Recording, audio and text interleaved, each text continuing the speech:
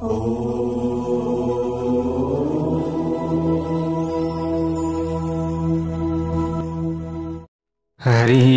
ओम श्रीमन् महागणाधिपतये नमः।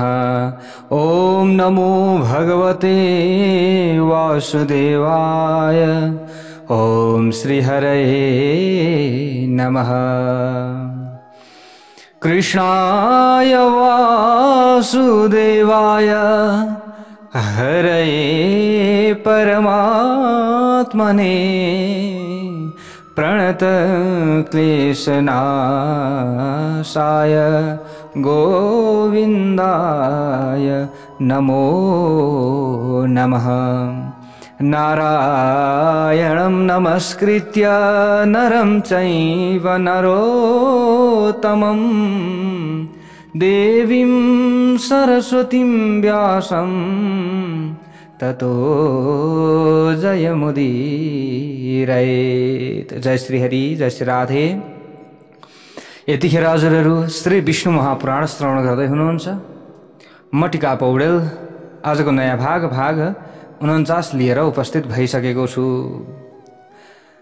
भगवान वैकुण्ठवासी श्री नारायण भगवानको जय होस्। प्यारा भक्त भागवतहरू, यहाँ पराशर ऋषिले मुनि मैत्रेयलाई यो कथा श्रवण गराउँदै हुनुहुन्छ। ककुधमति हते रिष्टे धेनुके विनिपातिते प्रलम्बे निहते वीरे धृते गोवर्धना चले। परब्रह्म परमात्मा श्री कृष्णबाट 1.5 रूपी अरिष्टासुरको विनाश भएको छ। हामीले कथा अगाडि श्रवण गरिसक्यौं। धेनुक र प्रलम्ब जस्ता अत्यन्त शक्तिशाली असुरहरूको वध, गोवर्धन पर्वतलाई उठाएर गोकुलवासीहरूको रक्षा, कालिया नागको दमन गरेर यमुना नदीलाई निर्मल एवं स्वच्छ बनाउने कार्य पनि भगवानले गरिसक्नु भएको छ। त्यो कथा हामीले श्रवण गरिसक्यौं। 2 अत्यन्त भयानक रुखहरू उखेल्नु, पुतनाको वध अनि गाडालाई उल्टो घुमाइदिनु जस्ता अनेक लीलाहरू भइसकेका छन्। त्यसपछि प्यारा भक्त भागवतहरू, एक दिन नारदले कंसका नजिकमा गएर यशोदा र देवकीको गर्भ परिवर्तन गरिएको अवस्था देखिएको जे र जसरी भएको थियो, अहिलेसम्म भइरहेको छ, त्यो सबै कुरा विस्तार पूर्वक सुनाइदिए। ल हेर्नुहोस् है, कसले? नारदजी हुनुहुन्छ नि त, हैन? नारदजीले गएर सबै कुरा बताइदिनु होला। हेर्नुहोस्, देवर्षि नारदद्वारा यी सबै कुराहरू विस्तार पूर्वक सुनिसकेपछि त्यो विपरीत बुद्धि भएको दुष्टात्मा कंस वसुदेव प्रति अत्यन्त क्रोधित हुँदो भयो। अर्थात् वसुदेवसँग आफूमा उत्पन्न भएको क्रोध व्यक्त गर्न थाल्यो। अब त्यसपछि त्यो अत्यन्त क्रोधित भएको कंसले सबै यादवहरूको सभामा वसुदेवजीलाई नराम्ररी गाली गर्न लाग्यो। सबै यादवहरूको अत्यन्त नीच किसिमबाट निन्दा गर्यो।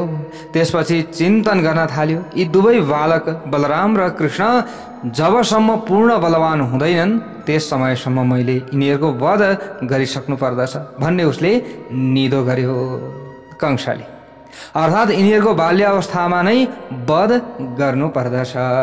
पछि ठुलो भइसकेपछि त यिनीहरूले फेरि विनाश गर्न सक्दछन्, यसको मतलब। किनकि युवा अवस्थामा प्रवेश गरिसकेपछि यिनीहरू अजेय हुनेछन्, यिनीहरूको वध गर्न सकिने छैन। मेरो आधिपत्यमा अत्यन्त शक्तिशाली चाडुर, अत्यन्त बलशाली मुष्टिक नाम भएका 2 कुस्तीबाज रहेका छन्। यिनीहरूसँग कुस्ती खेलाएर म यी दुवै दुर्बुद्धि भएका बालकहरूको वध गराउँछु। अब कंसले यो योजना बनायो। ल हेर्नुहोस् है, अर्थात् तिनीहरूको हत्या म गर्नेछु, हत्या गर्न लगाउनेछु। धनुर्यज्ञ नाम भएको एउटा महायज्ञ गर्ने असत्य योजना बनाएर ती दुवै बालकहरूलाई ब्रजबाट बोलाएर म यस किसिमका प्रयोजनबाट अनेकौं उपायहरू अवलम्बन गर्नेछु। अब कंसले यो योजना बनाउँदैछ, जसको प्रभावबाट ती पूर्ण रूपमा नष्ट हुनेछन्। म ती दुवै बालकहरूलाई गोकुलबाट यहाँसम्म ल्याउनका लागि यदु वंशमा सर्वोत्कृष्ट यादव एवं स्वफल्कका पुत्र पुत्र रत्न अत्यन्त पराक्रमी अक्रूरलाई गोकुलमा पठाउनेछु। त्यसपछि वृन्दावनमा निवास गर्ने अत्यन्त शक्तिशाली केसी नाम भएको दैत्यलाई तिनीहरूको चौबाटामा अथवा बाटैमा वध गर्ने आज्ञा दिन्छु। त्यो शक्तिशाली दैत्यले ती दुवै बालकहरूको त्यहाँ सर्वनाश गरिदिनेछ। अथवा यदि कुनै किसिमले त्यहाँबाट बचेर ती दुवै वसुदेवका पुत्र यहाँ आइपुगे भने मसँग कुवलय पीड कृष्णलाई मार्न हात्तीको स्वरूप धारण गरेका एक दानव अथवा कंसको हात्ती, जसलाई श्री कृष्णले मारेर मुक्त गराइदिनु भएको थियो, त्यो कुवलय पीड नाम भएको जुन हात्ती छ, त्यो हात्तीले पनि मेरो आज्ञा अनुसार गोकुलबाट यहाँ आएका ती दुवै वसुदेव पुत्रको विनाश गरिदिनेछ। यदि त्यहाँबाट बचेर आए पनि यहाँबाट बस्ने छैन। यसको मतलब ल हेर्नुहोस् है प्यारा भक्त भागवत, यो योजना बनाएको छ कंसले। यस प्रकारको निर्णय अर्थात् निश्चय गरेपछि त्यो अत्यन्त दुष्ट आत्मा भएको कंसले बलराम र श्री कृष्णलाई मार्ने अभिलाषाबाट अभिप्रेरित भएर यादव श्रेष्ठ अक्रूरसँग भन्यो, हे दानपति, भो भो दानपते वाक्यम क्रियताम प्रीतये मम इतः स्यन्दनमारुह्य गम्यताम नन्दगोकुलम। हे दानपति यादव श्रेष्ठ, मेरो प्रसन्नताका लागि तपाईले मेरो एउटा कुरा स्वीकार गरिदिनुहोस्। यहाँबाट रथमा सवार भएर तपाईँ नन्दको गोकुलमा जानुहोस्। त्यहाँ साक्षात विष्णुको अंशबाट उत्पन्न भएका अर्थात् जन्मिएका वसुदेवका बलराम र कृष्ण नाम भएका दुई बालक रहेका छन्। मेरो पूर्ण रूपमा विनाश गर्नका लागि उत्पन्न भएका ती दुष्ट बालकहरू त्यहाँ पालित पोषित भइरहेका छन्। मैले यहाँ अब आउने चतुर्दशीमा धनुष यज्ञको आयोजना गरेको छु। त्यसकारण तपाईँले गएर ती दुवैलाई कुस्ती प्रतियोगिताका लागि बोलाएर यहाँ ल्याइदिनु पर्यो। कंसले अक्रूरलाई हराए। ल, मेरा चाँडु र मुष्टिक नाम भएका दुई पलवान मल्ल युद्ध अर्थात् कुस्तीमा अत्यन्त सिपालु छन्। त्यस धनुष यज्ञका दिनमा मेरा यी दुई पहलमानहरूसँग उनीहरूले कुस्ती खेलेको यहाँ सबैले हेर्नेछन्। त्यो हेर्ने मण्डप पनि बनाउनु छ, त्यसबाट मनोरञ्जन सबैले लिनेछन्। अब कंसले यसरी बोल्दैछ, हेर्नुहोस् प्यारा भक्त भागवतहरू। अथवा माहुतेबाट अभिप्रेरित भएको कुवलयपीड नाम भएको मेरो हात्तीले ती दुवै वसुदेव पुत्रलाई मारिदिनेछ, अर्थात् तिनीहरूलाई पूर्ण रूपमा नष्ट गराइदिनेछ।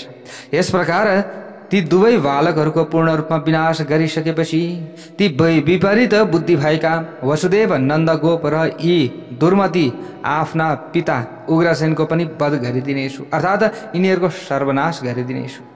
त्यसपछि मेरो वध भएको देख्न चाहने यी सबै दुष्ट गोपहरूका गाईहरू र अन्य धन सम्पत्तिहरू हरण गर्नेछु।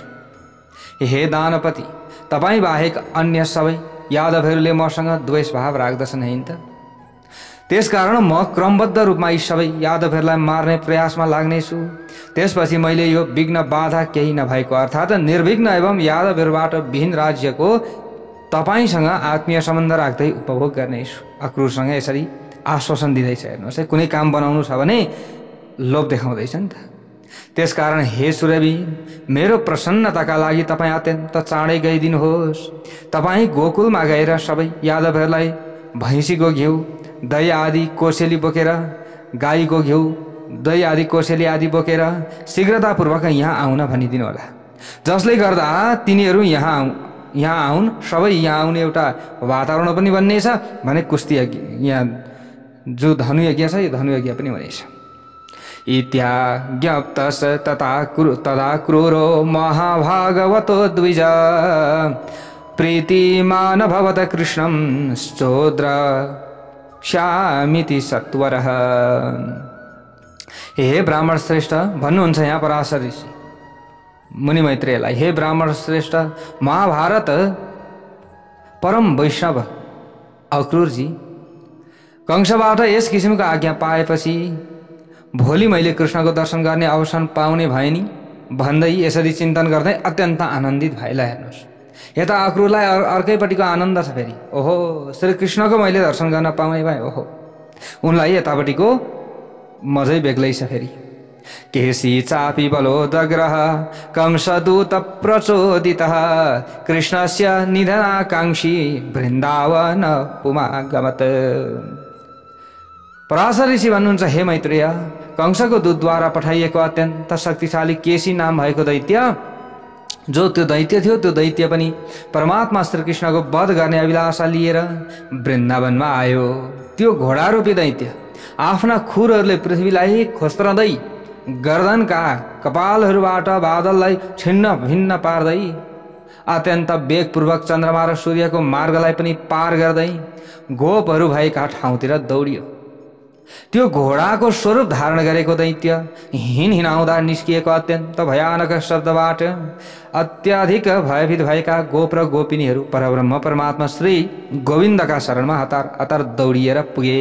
ल हेर्नुहोस् प्यारो भक्त भागवतहरू, त्यसपछि ती गोप एवं गोपिनीहरूको रक्षा गर भनेको शब्द सुनेपछि परब्रह्म परमात्मा श्री गोविन्दले पानी भएको मेघको गर्जना जसरी नै अत्यन्त गम्भीर भाव भएका वचनबाट भन्नुभयो, अथवा वचनबाट भगवानले भन्नुभयो, श्रीकृष्णले भन्नुभयो, हे गोप एवं गोपिनी, हे गोप तथा गोपिनीहरू, अलम त्रासेन गोपाला केसिन किम भया तुरैही, तपाईहरू यो केसी नाम भएको दैत्यसँग किन डराउनु भएको छ?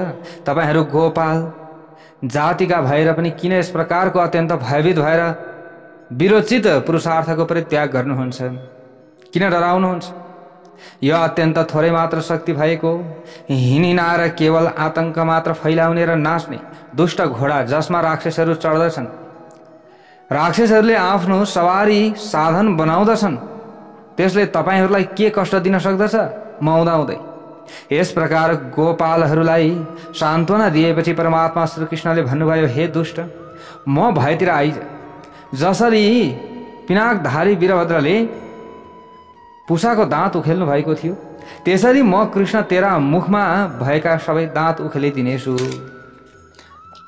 यसो भनेपछि परमात्मा श्री गोविन्द उफ्रिएर घोडारूपी केसीका अगाडि पुग्नुभयो। तुरुन्त त्यो घोडाको स्वरूप धारण गरेको दैत्य पनि मुख बाएर उहाँमाथि आइलाग्यो।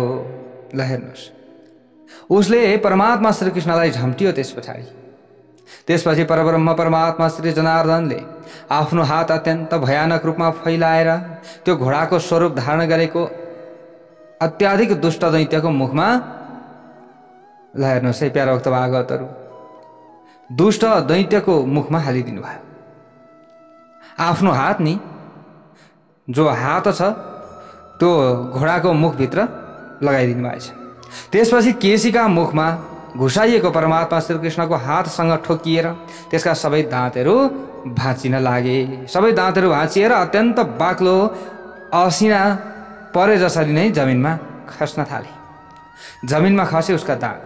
हे ब्राह्मण श्रेष्ठ भन्नुहुन्छ पराशर ऋषि मुनि मैत्रेयलाई, हे ब्राह्मण श्रेष्ठ, जसरी उत्पत्तिका समयमा अपेक्षा गरिएको व्याधि अर्थात् उत्पन्न भएको रोग आफ्नो विनाश गराउनका लागि तीव्र गतिमा बढ्दछ, त्यसरी केसीका शरीरमा पसेको परमात्मा श्रीकृष्णको हात पनि अत्यन्त भयानक रूपमा बढ्न थाल्यो। अब अन्तमा त्यो घोडारूपी दैत्यका ओठहरू च्यातिन लागे। उसले फिँज सहितको रगत छाड्न थाल्यो, उल्टी गर्न थाल्यो र नसाहरूको बन्धन पूर्ण रूपमा खुस्किएकाले उसका आँखाहरू बाहिर निक्लिन लागे, आँखाहरू फुट्न लागे। त्यसपछि उसले मलमूत्र अर्थात् दिशा पिसा परित्याग गर्दै जमिनमा खुट्टा बजार्न थाल्यो। त्यसको सबै शरीर पसिनाले पूर्ण रूपमा भिजेर चिसो भयो। यस्ता प्रकारले यथार्थ रूपमा निश्चेष्ट भयो। त्यसको यसरी निश्चेष्ट हुँदाहुँदै त्यो अन्तिममा मृत्युमा प्राप्त भयो। जय बोलो भगवान श्रीकृष्णको जय हो। ल हेर्नुहोस्, यस प्रकार परमात्मा श्रीकृष्णका हातले च्यापिएको मुख भएको त्यो असुर मृत्युको भोजन भयो। चट्याङ पर्दाका अवस्थामा ढलेको रुख जसरी टुक्रा टुक्रा हुन्छ जमिनमा, त्यसरी नै ऊ लड्यो। केसीको शरीरबाट बनेका ती दुई टुक्रा जे रुखहरू थिए, टुक्रा टुक्रा रुखहरू, दुई खुट्टा, आधा पीठ, आधा पुच्छर, एक एक कान, आँखा कानको पलसहित सुशोभित हुन थाल्यो। अब त्यहाँ रुखहरू पनि भाँचिएका छन्, लड्दाखेरि उसको शरीर पनि दुई टुक्रा भएको छ।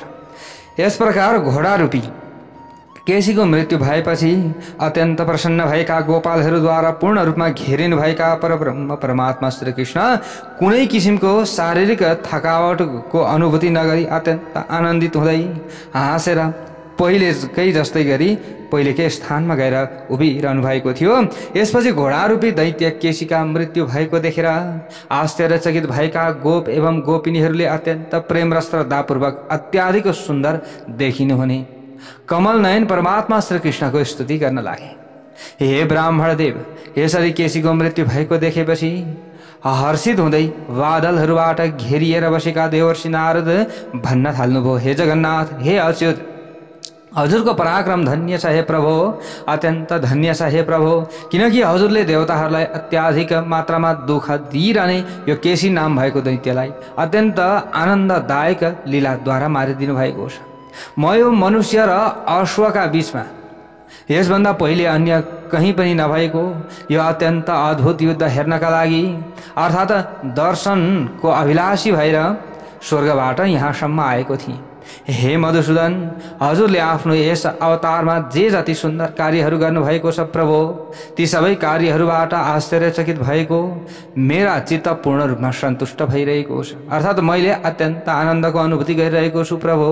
हे कृष्ण, यो घोडाले जब आफ्नो जगल्टाहरू हलाउँदथ्यो, जब हिँडिनाएर आकाशतिर हेर्दथ्यो, त्यस समयमा सबै देवताहरू अनि यस्तै प्रकारले इन्द्र पनि अत्यन्त भयभीत हुन्थे। देवताहरू सहित इन्द्र पनि भयभीत हुन्थे, यो घोडादेखि धेरै मात्रामा डराउँथे। हे जनार्दन, हजुरले यो अत्यन्त दुष्टात्मा घोडारूपी केसीको वध गरिदिनु भएको छ, त्यसलाई मारिदिनु भएको छ। त्यसकारण भविष्यमा हजुर सम्पूर्ण जगतमा केशवका नामबाट अत्यन्त प्रख्यात हुनुहुनेछ।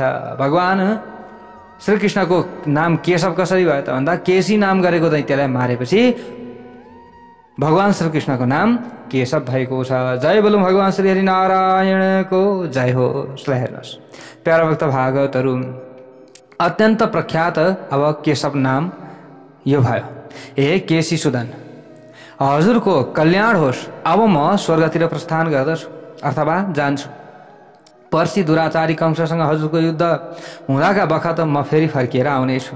हे पृथ्वीधर अर्थात् पृथ्वीका आश्रय, आफ्ना सबै सेवकहरूसहित उग्रसेनको पुत्र कंसको वध गर्नु भएपछि, कंसलाई मारिदिनु भएपछि हजुरले पृथ्वीको भार उतारिदिनुहुनेछ, पृथ्वीलाई भारमुक्त गरिदिनुहुनेछ। हे जनार्दन, पृथ्वीको भार उतार्दा, पृथ्वीलाई भारमुक्त गर्दाका अवस्थामा अनेकौं राजाहरूसँग हजुरको इच्छाबाट सम्पन्न हुने अनेकौं युद्धहरूको मैले प्रत्यक्ष रूपमा दर्शन गर्नेछु। हे प्रभु, हे गोविन्द, अब म बिदा हुन चाहन्छु।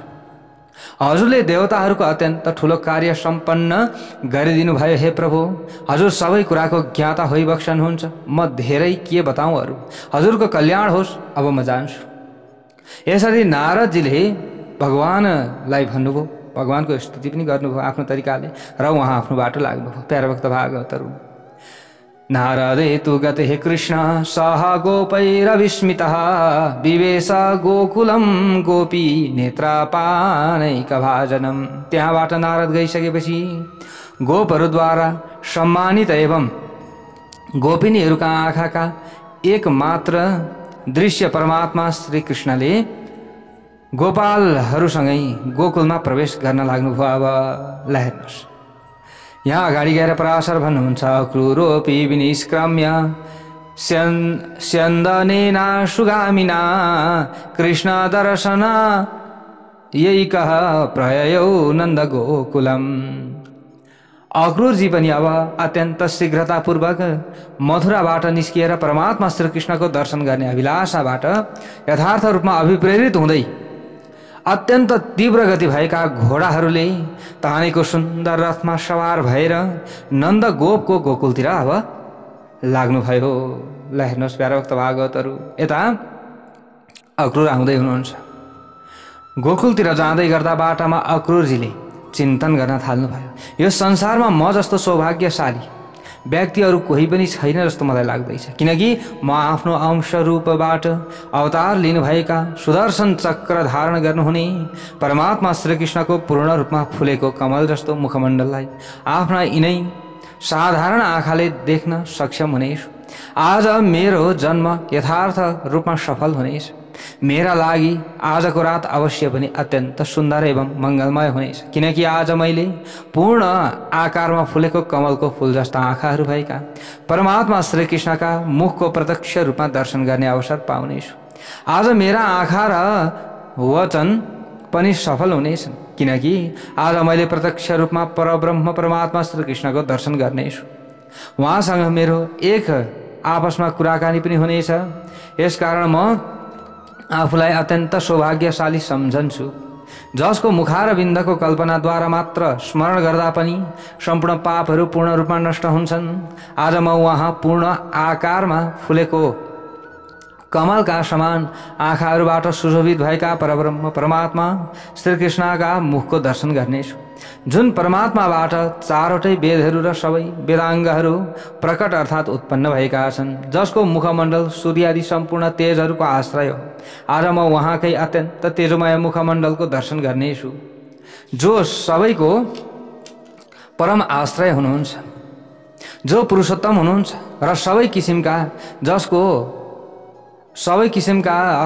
किसिमका व्यक्तिहरूले जसको उपासना गर्दछन्।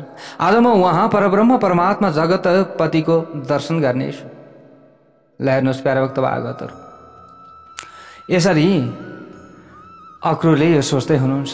यसैले म आज अत्यन्त भाग्यशाली भएको छु, जुन परमात्माको 100वटा यज्ञहरूका माध्यमद्वारा उपासना गरेर इन्द्रले देवताहरूको राजा अर्थात् देवराज प्राप्त गरे, जसको आदि र अन्त रहेको छैन। आज म उहाँ परमात्मा श्री केशवको प्रत्यक्ष रूपमा दर्शन गर्नेछु।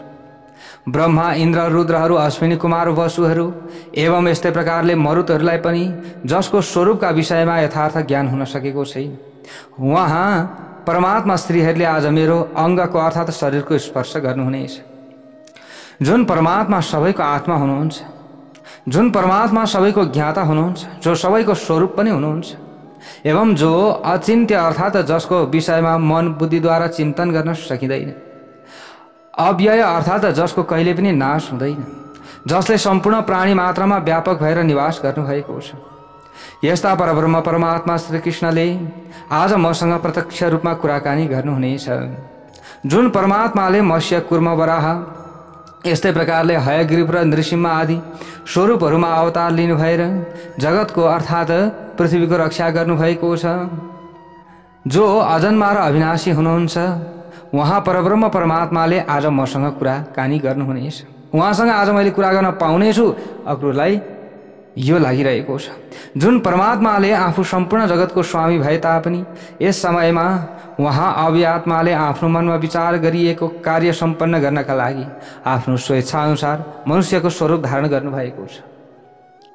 जुन अव्यय परमात्माले आफ्नो स्वेच्छा अनुसारको स्वरूप धारण गर्नुहुन्छ, जसले अनन्त नागको स्वरूप धारण गरेर आफ्नो शिरमा पृथ्वीलाई धारण गर्नुभएको छ, यो जगतको कल्याण गर्नका लागि अवतार लिनुभएका उहाँ परब्रह्म परमात्मा श्रीकृष्णले आज मलाई अक्रूर भनेर सम्बोधन गर्नुहुनेछ, जसको जगत पिता पुत्र सूर्यदायी दाजु भाइ माता र बन्धु बान्धव रूपी मायाबाट मुक्त हुन कठिन छ। यो मायालाई पार गर्न सामर्थ्य कसैमा पनि छैन। उहाँ मायाका अधिपति परमात्मालाई पटक पटक नमस्कार छ, जसमा अन्तरात्मालाई एकाग्रतापूर्वक लगाइदिनाले योगीले अविद्या रूपी मायालाई पार गर्न सक्दछ, अर्थात् त्यस्तो योगी मायाबाट मुक्त हुन्छ। उहाँ विद्या स्वरूप परमात्मालाई नमस्कार छ, जुन परमात्मालाई यज्ञ गर्ने र गराउनेहरूले यज्ञ पुरुष सात्वत अर्थात् यादव अथवा भगवानका भक्तले वासुदेव र वेदान्तका विषयमा यथार्थ ज्ञान भएकाले विष्णु भन्दछन्, उहाँलाई पटक पटक नमस्कार छ।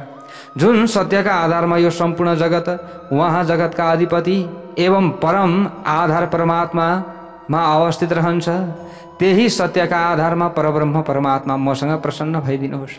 जुन परब्रह्म परमात्मालाई स्मरण मात्र गर्ने पुरुष यथार्थ रूपमा कल्याणको पात्र बन्दछ, म सधैँ उहाँ अजन्मा र अविनाशी परमात्मा श्रीहरिको शरणमा पर्दछु।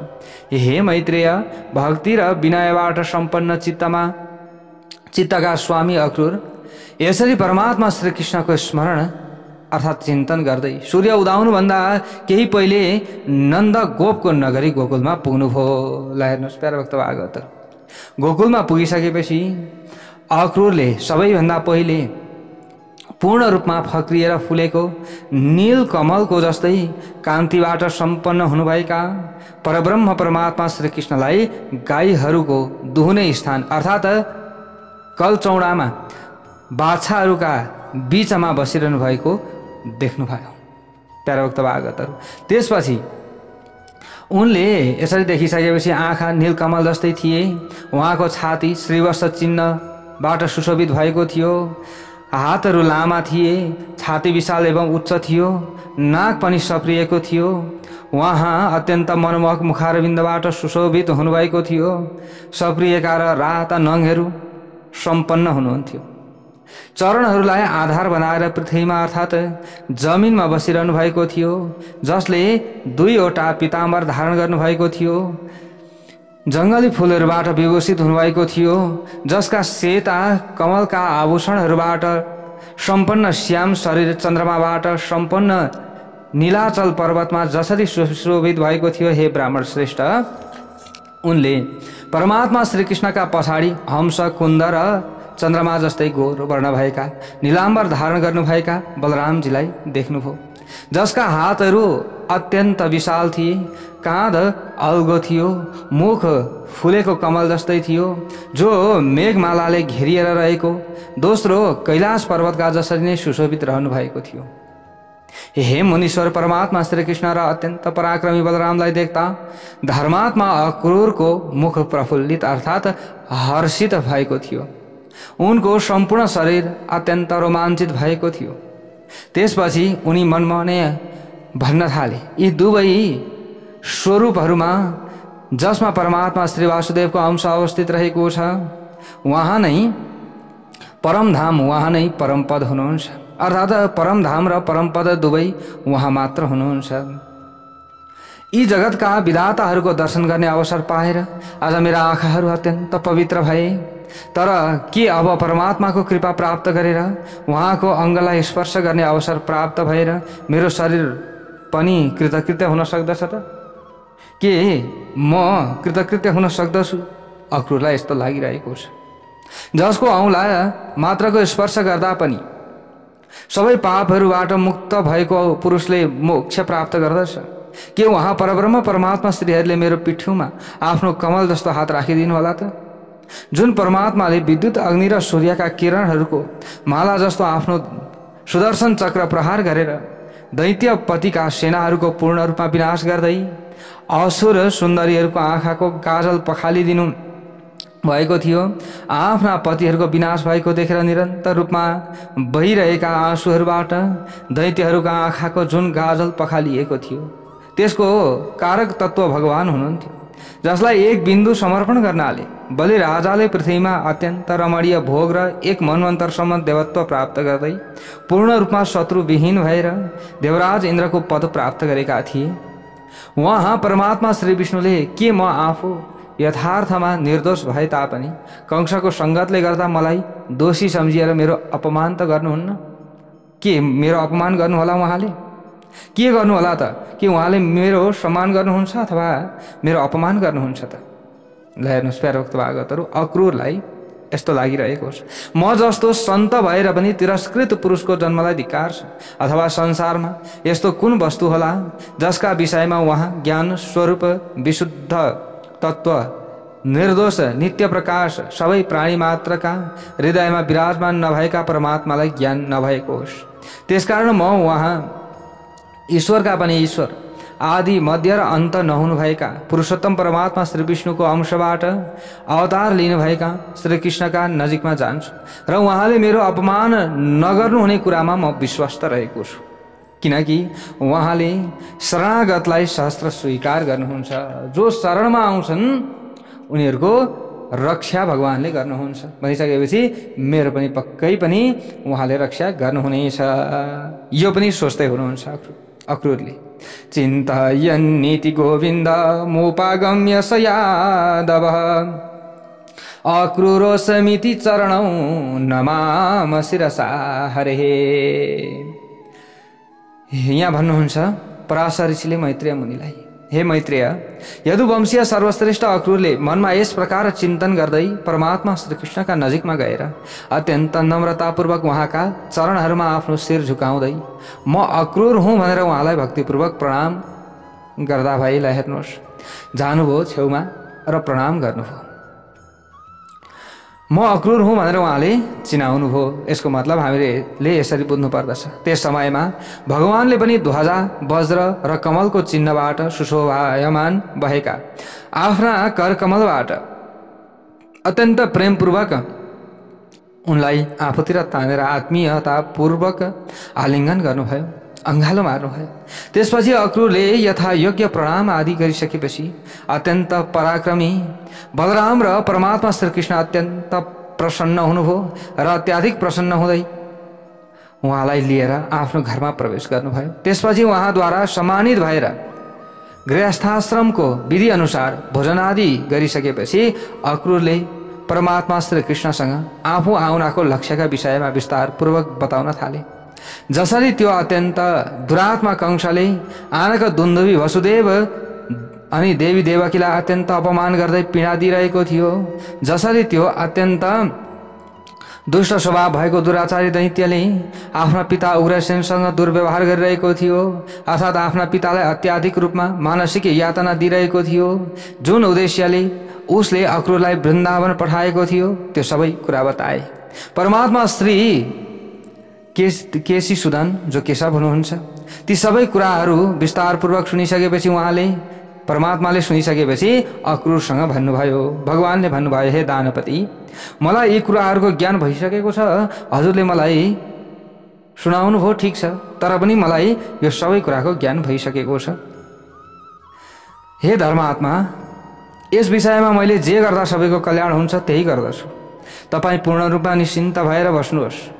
तपाईँ कंश मद्वारा मारिसकिएको छ भन्ने कुरामा विश्वास गर्नुहोस्। अब भोलि म स्वयं अत्यन्त पराक्रमशाली बलराम हामी दुवै तपाईसँग मथुरा जानेछौँ, चिन्ता गर्नु पर्दैन।